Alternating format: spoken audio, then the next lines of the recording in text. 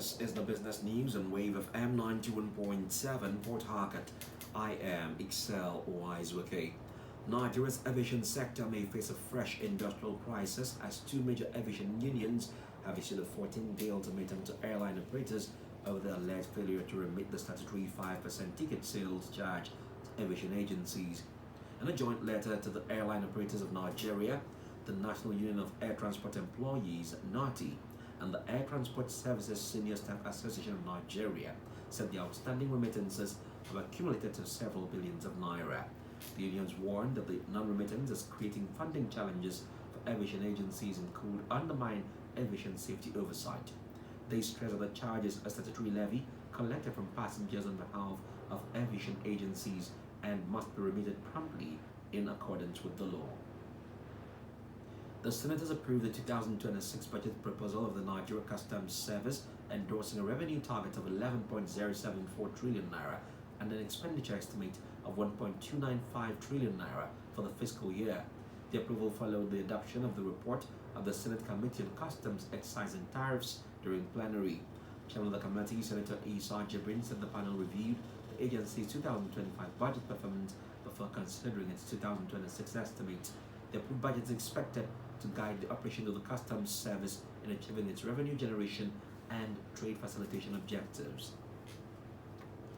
The Central Bank of Nigeria, CBN, has directed commercial banks, businesses, and members of the public to stop rejecting the standard 100 naira banknote, reaffirming that it remains legal tender nationwide.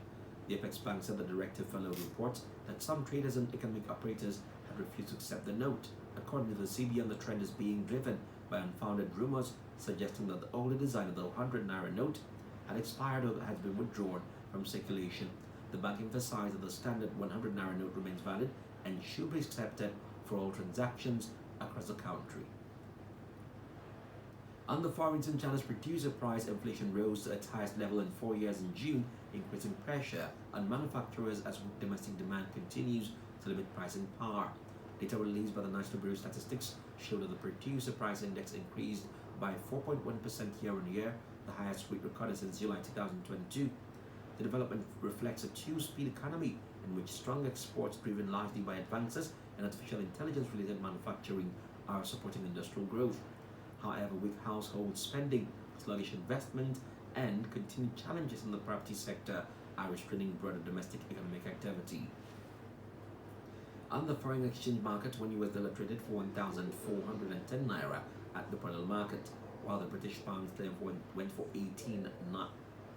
1,800 naira. Meanwhile, €1 to 1,570 naira at the same platform.